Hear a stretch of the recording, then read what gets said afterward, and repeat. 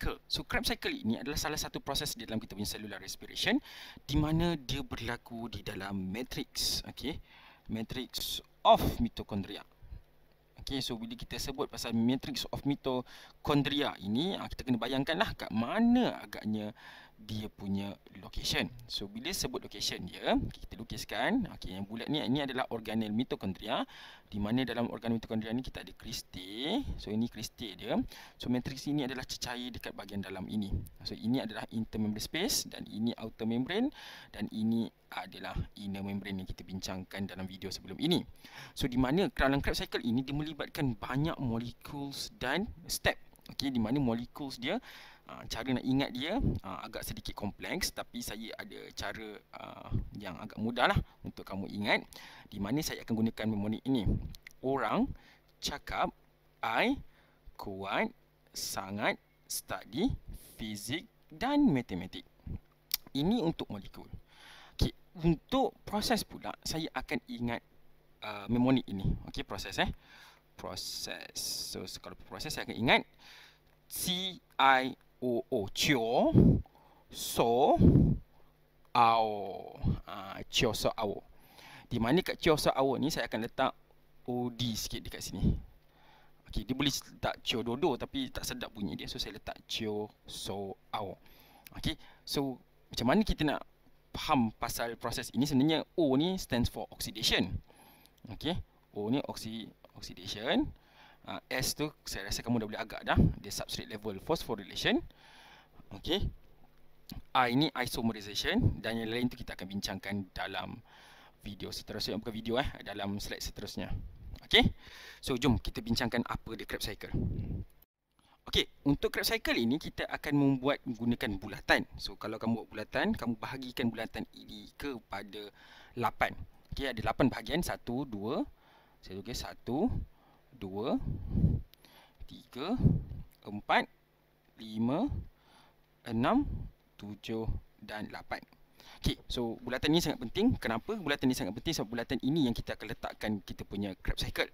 So untuk step yang pertama, kita kena ingat Krebs cycle ini, proses sebelum dia adalah link reaction. So dalam link reaction, apa yang berlaku adalah kita ada 2 molekul of acetyl-CoA. Okey, 2 molekul of acetyl-CoA. Okey, so 2 molekul acetyl-CoA ini akan digunakan untuk masuk kat sini. Okey, jom kita masukkan dulu nama-nama molekul ataupun nama-nama komponen yang kita bincangkan tadi. Okey, mula kita letak proses dulu. So proses kita letak dekat tengah-tengah ni. Okey, so kita akan start dengan Chioso-ao. So ini adalah condensation.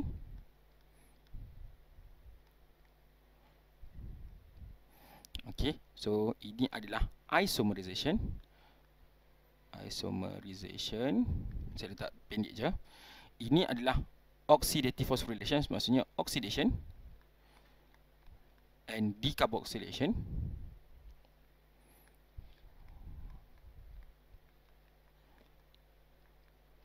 Ini juga oxidation, tapi dia start dengan decarboxylation dulu, walaupun saya ingat CHO kan, iaitu CIOO-SOAO. Tapi kat sini dia adalah oxidation decarboxylation. So ini dia start dengan decarboxylation dan oxidation. Nombor 4 ini kita akan letak SLP, iaitu substrate level phosphorylation, seperti yang kita belajar dalam video glycolysis. Yang kelima, ataupun saya letak kat sini SLP supaya kamu ingat, SLP adalah substrate level phosphorylation. Okey, nombor 5, ingat SO, so ini adalah oxidation. A kat sini dia bermaksud addition of water, addition of H2O. Dan last but not least kat sini kita akan letak dia adalah oxidation. Okey, jom kita tambah dia punya molekul pula. So bila sebut molekul, kita akan letak, saya gunakan color yang agak berbeza supaya kamu nampak. Saya letak dark red lah.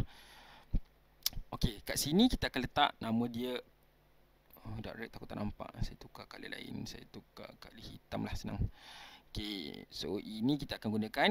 Okey, nama molekul dia, kita akan letak dulu nama komponen dia.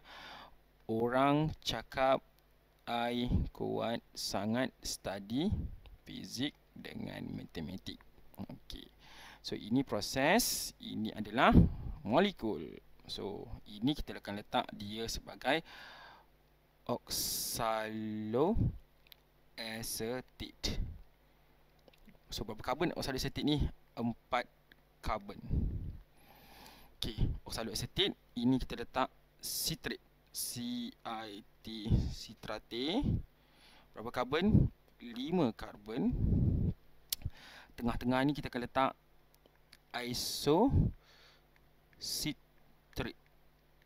Okay, saya tahu mungkin ejaan tak nampak, so saya nak minta kamu boleh rujuk kat buku untuk tengok ejaan ya. Tapi ini saya nak ajar cara nak ingat je. Okey, so kat sini kita akan letak, saya letak sebab terlalu penuh kat sini, saya letak kat sini. Nama dia adalah alpha. Okay, K ni walaupun ni kat sini alpha, tapi kita pakai kat sini keto glutarid. Okey, alpha keto glutarid. Kat sini succinyl-CoA. Ini succinate. Ingat succinate.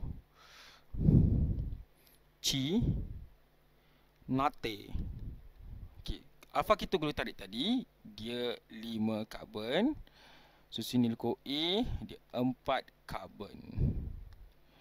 Okey, succinate berapa karbon juga? 4 karbon. Ini fumarate. Fumarate.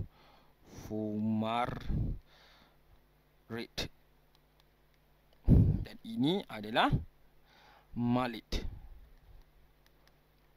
4 karbon juga. Fumarate pun 4 karbon juga. Okey, jom kita bincang satu-satu. Saya gunakan color merah. Okey, so untuk condensation ini, apa yang berlaku adalah kita akan ambil acetyl-CoA ini. Berapa acetyl-CoA yang diperlukan? Satu je untuk setiap pusingan. Okay, tapi dalam satu molekul glukos dia akan ada 2. Okey, so kita maksudnya satu glukos akan undergo 2 kali Krebs cycle. Di mana bila undergo condensation ni, apa yang berlaku adalah acetyl-CoA ini berapa karbon? Dia ada 2 karbon dan kat sini dia ada 4 karbon.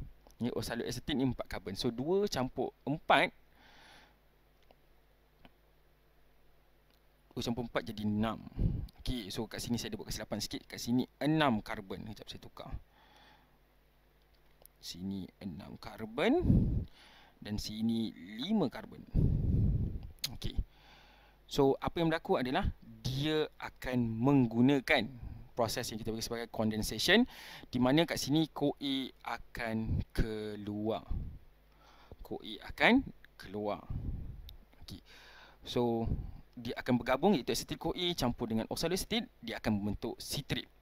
Seterusnya berlaku proses isomerization. Dekat proses isomerization ini, apa yang berlaku adalah kita akan undergo, ialah dia akan rearrange. Tetapi bila dia rearrange, dia akan menggunakan molekul air, di mana ada molekul air yang masuk, yang dipecahkan, ataupun dan ada juga molekul air yang keluar. Ini kita panggil sebagai isomerization. Okey, untuk oxidation dan decarboxylation, apa yang berlaku juga, okey, bila berlakunya oxidation dekat sini, kita kena ceritakan pasal dia akan buang elektron. So bila dia buang elektron, apa yang berlaku adalah dia akan gunakan perkara biasa yang kita tahu, iaitu NAD+, jadi NADH plus H+. Sebab elektron keluar kan? Dan bila sebut perkataan decarboxylation, dekat sini kita akan buang satu CO2. So bila buang satu CO2, kalau kamu perasan kat sini, ini dia akan berubah. Okey, associated tadi 6 karbon akan berubah menjadi alpha ketoglutarate 5 karbon. Okey, sebab satu C dah telah dibuang kat sini. Okey, seterusnya kat sini proses decarboxylation. Again, dia buang CO2. Oxidation kat sini, apa yang berlaku adalah kita kena ingat kita ada NAD+, jadi NADH plus H+. Kenapa? Berlakunya proses oxidation.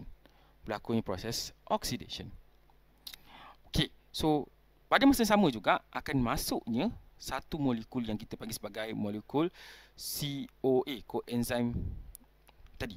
Okey, sebab kamu kena ingat coenzim tu masuk sebab berlakunya unstable bond bila pemecahan alpha ketoglutarid ni tadi. Jadi succinyl CoA. Okey, baru stable 4C ni.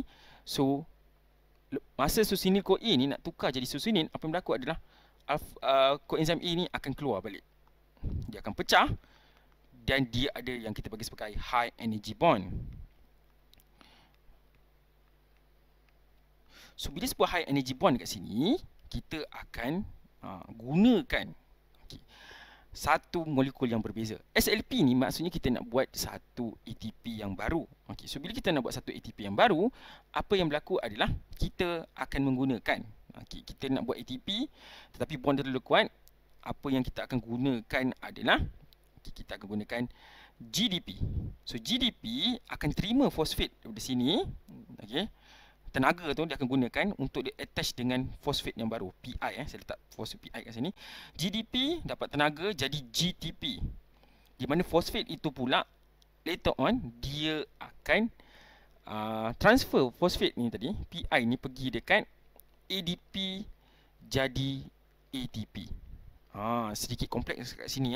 Sebab apa? Sebab energi yang ada ni terlalu kuat. Bila terlalu kuat, apa yang berlaku adalah dia kena disambut dulu dengan GDP jadi GTP. GTP ni adalah molekul macam ATP tapi bentuk dia berbeza sikit sebab dia guanosine trifosfat. So apa yang berlaku adalah PI ini akan transfer pergi ke ADP jadi ATP. Itu maksud dia. Menjadi apa? Succinate. Menjadi succinate.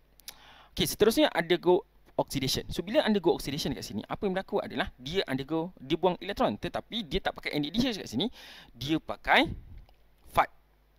Dia je kat sini pakai FAD. FAD+. FADH square. Dia je pakai FAD. Dan kita undergo addition of water. Ni senang je. Tambah air. H2O. So bila tadi dia jadi succinate, undergo oxidation jadi fumarate, dia jadi FAD+, jadi FADH square. So jadi fumarate. Fumarate pula kita tambah air jadi malate. So malate pula dia undergo oxidation. Ini senang je. Apa yang berlaku adalah kita gunakan NAD+ jadi NADH plus H+. So saya tahu lukisan ni agak serabut sikit. Saya bercadang untuk meletakkan satu gambar rajah dekat bawah sekali untuk kamu faham.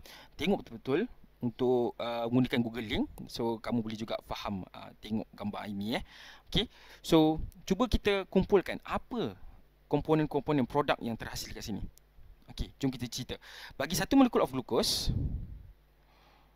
so apa yang berlaku adalah kita kena undergo 2 kali Krebs cycle, di mana satu Krebs cycle ini akan melibatkan kita menghasilkan berapa NADH. Jom kita kira. 1 NADH, 2 NADH, 3 NADH. So kita akan hasilkan 3 NADH. 3 NADH. NADH plus H+. 3 NADH. Seterusnya kita akan kira FADH pula. So berapa FADH yang dihasilkan? 1 FADH. Dan berapa banyak ATP? 1 ATP. So ini adalah produk-produk yang terhasil. Mana ATP yang terhasil? Ini FAD dan ATP terhasil dekat sini. So ini untuk Krebs cycle, di mana secara total untuk satu molekul glucose kita akan dapat 6 NADH plus H+, 2 FADH dan 1 ATP. Itu saja untuk Krebs cycle.